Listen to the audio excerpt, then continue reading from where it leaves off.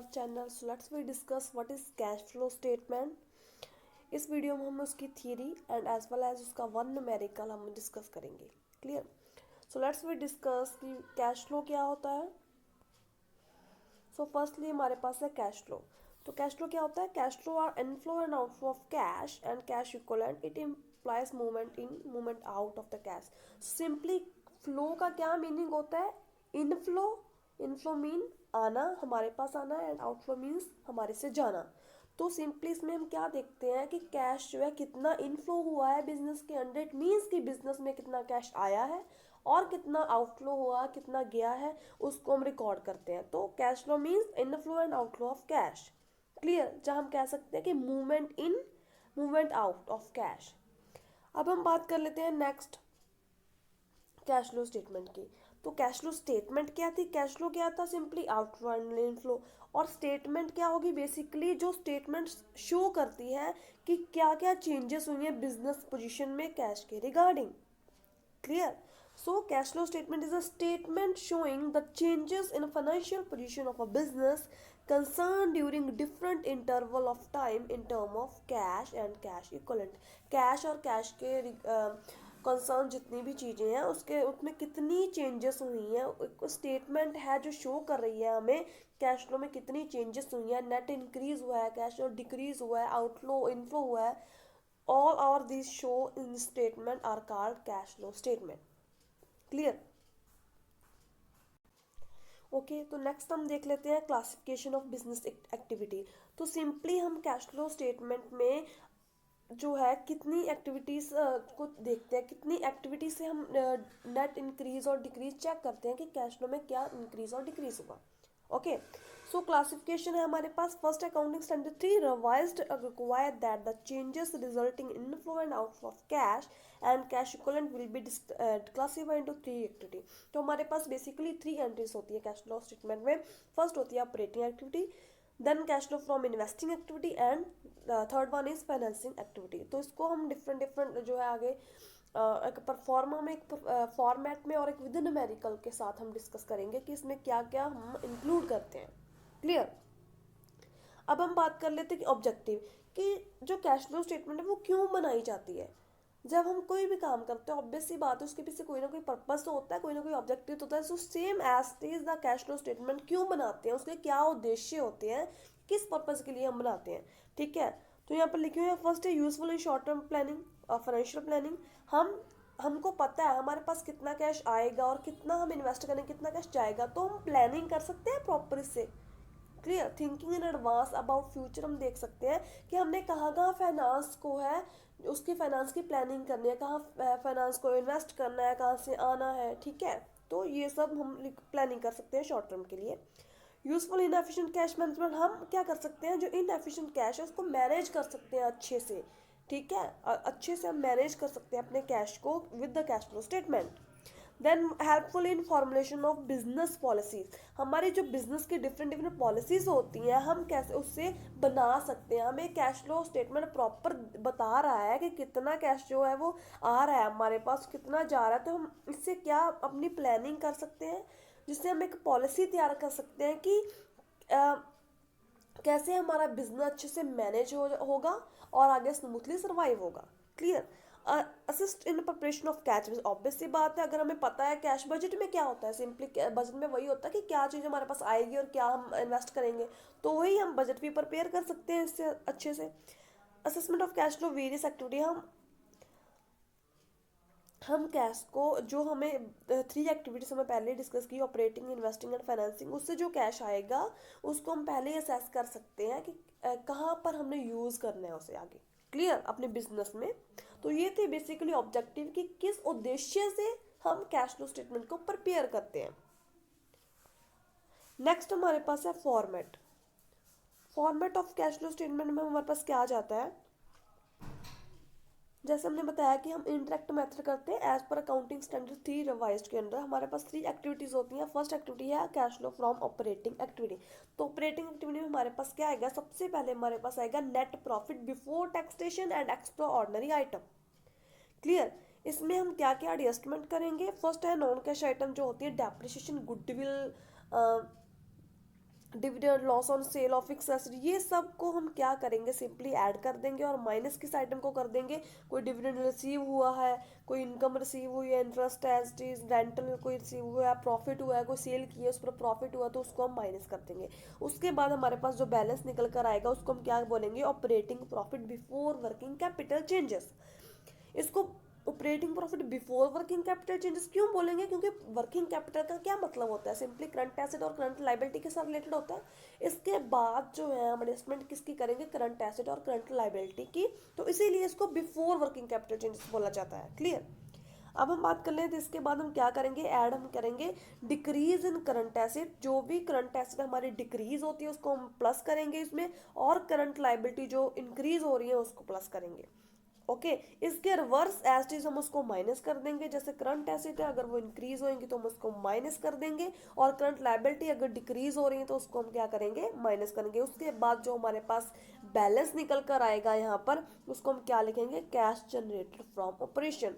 तो last activities में क्या करना होता है, सिंपली हमें जो इनकम टैक्स हमने पेड किया है, कैश पेड इनकम टैक्स, उसको हम सिंपली इसमें माइनस कर देंगे, तो हमारे पास जो बैलेंस निकल कर आता है उसको हम क्या कह देते हैं, net cash flow from operating activity. अगर तो यहाँ पर जो है बैलेंस हमें प्लस में निकल कर आ रहा है, प्लस में बैलेंस आ रहा है, तो उसको हम लिखेंगे कैश फ्लो फ्रॉम।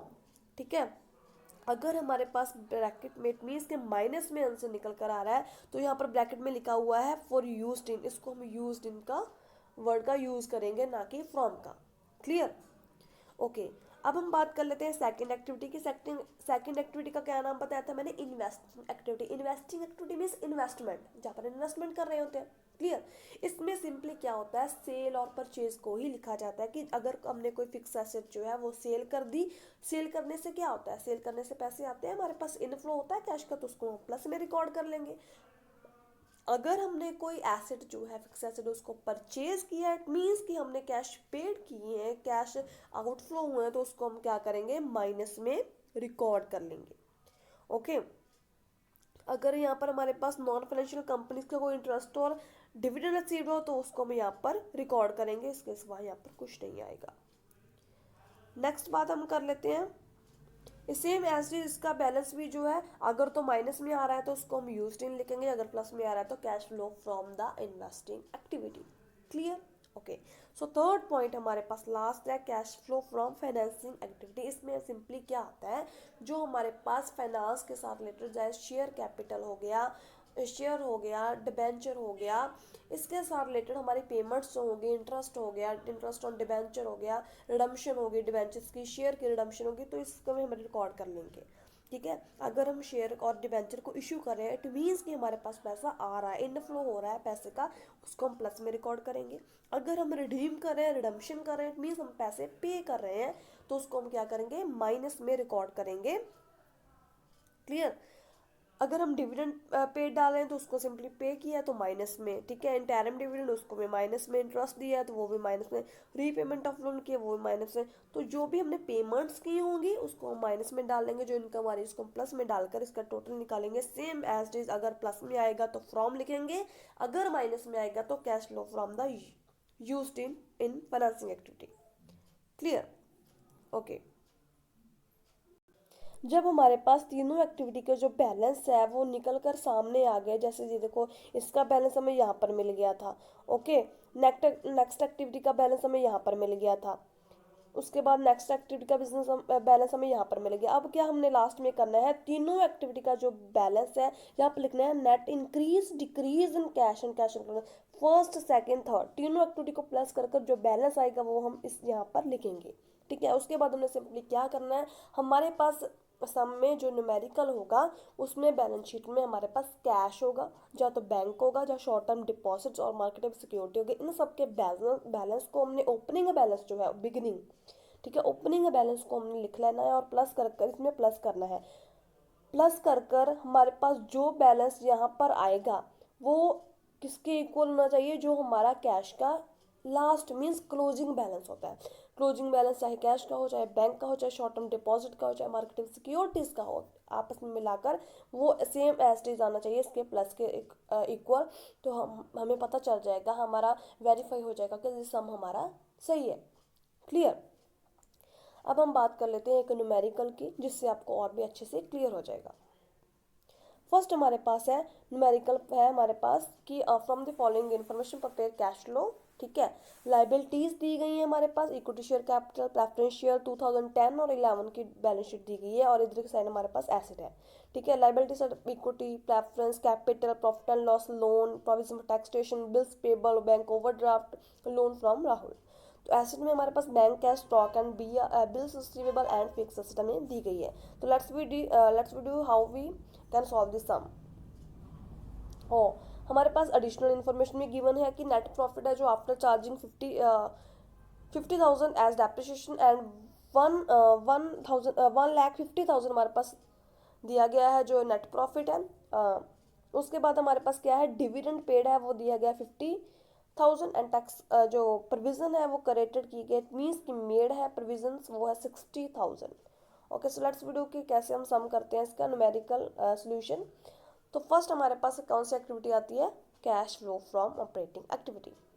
क्लियर, इसमें हम सबसे पहले क्या डालते हैं, जैसे मैंने आपको पहले बता दिया कि नेट प्रॉफिट और नेट लॉस यहाँ पर डाला जाता है एज द बैलेंस शीट। ठीक है, तो हमारे पास बैलेंस शीट में प्रॉफिट एंड लॉस दिया गया था, ये हमारे पास ये रहा।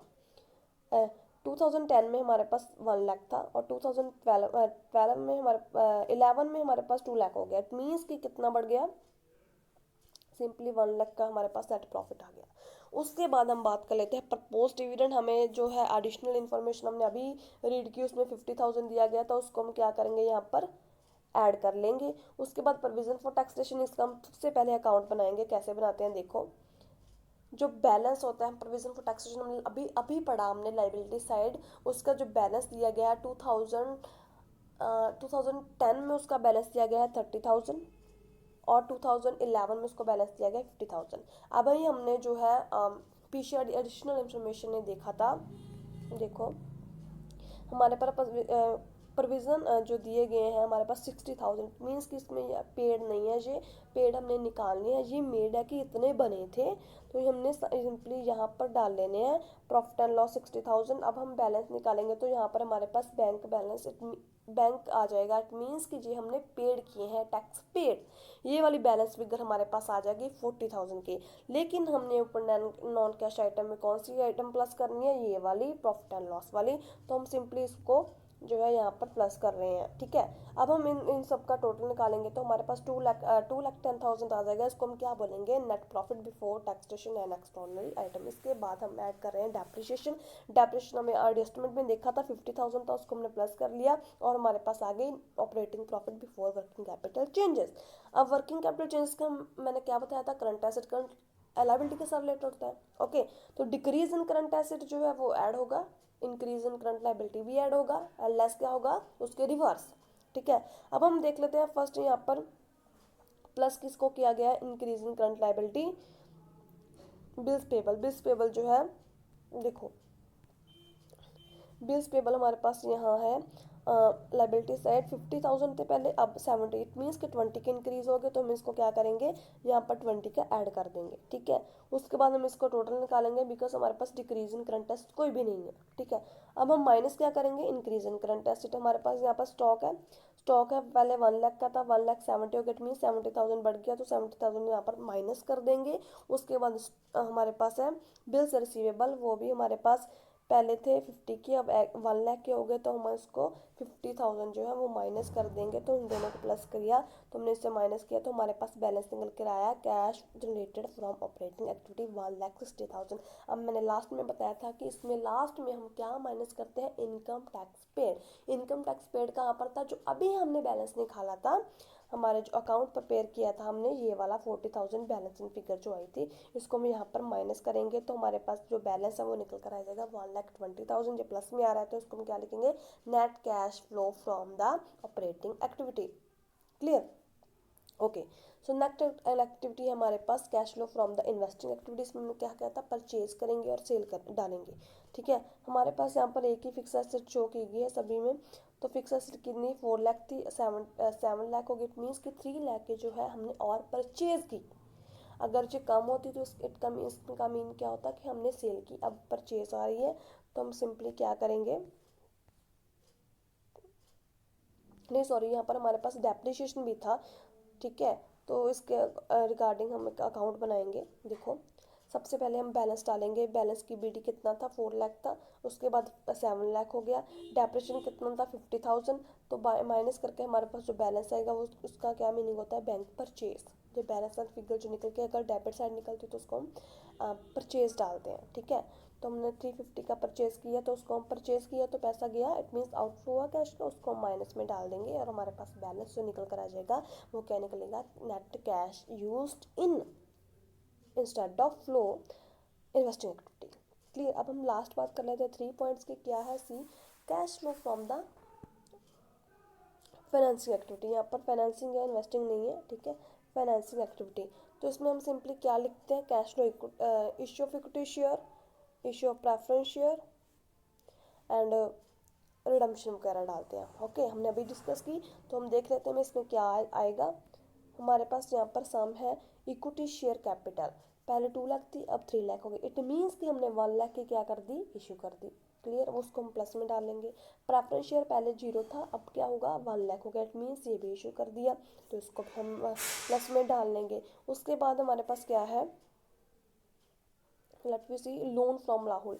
लोन पहले 20 का था, अब 1,50,000 का हो गया। इट मीन्स कि वो कितना बढ़ गया, देखो, इक्विटी शेयर 1 लाख के डालिए, लोन फ्रॉम राहुल 130 का हमने ले लिया। और उसके बाद रीपेमेंट ऑफ लोन कितना है, 2 लाख। यहाँ पर होगा हमारे पास, हाँ ये देखो, लोन अकाउंट पहले 2 लाख था, अब 0 हो गया। इट मीन्स कि ये हमने पे किया है लोन, तो उसको हम माइनस में डालेंगे।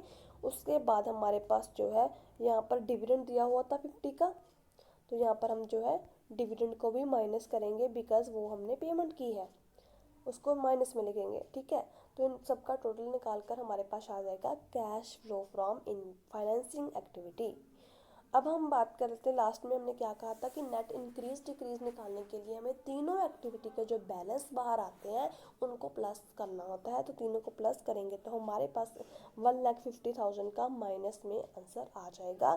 लेकिन अब हमने लास्ट में इसमें क्या प्लस करना है, जो ओपनिंग बैलेंस होता है हमें हमारा कैश का, जो कैश इक्विवेलेंट का, उसको हमने प्लस करना होता है। तो यहाँ पर हम देख लेते हैं कि हमें कितना कैश बैलेंस दिया गया। कैश और बैंक का टोटल निकाल कर हमने 50 बन गया, 45,000 एंड प्लस 5,000 कितना बन गया, 50,000। तो 50,000 जो है वो हमने यहाँ पर प्लस कर देना है। तो हमारे पास 1 लाख का माइनस फिगर हमारे पास निकल कर आती है, जिसको हम माइनस अगर होता है तो उसको हम बैंक ओवरड्राफ्ट बोलते हैं, ठीक है। तो यहाँ पर कैश जो मैंने अभी बोला था कि जो बैलेंस निकल कर आएगा प्लस कर कर, वो किसके इक्वल होना चाहिए, क्लोजिंग स्टॉक ऑफ बैंक और कैश। तो यहाँ पर देख लेते हैं कि कितना दिया गया है, बैंक ओवरड्राफ्ट यहाँ पर दी गया है, क्लोजिंग स्टॉक 1 लाख। तो वैसे ही हमारा 1 लाख जो है माइनस में निकल कर आ गया। तो इससे पता चलता है कि हमारा सम बिल्कुल ही करेक्ट है, ठीक है। So thank you so much.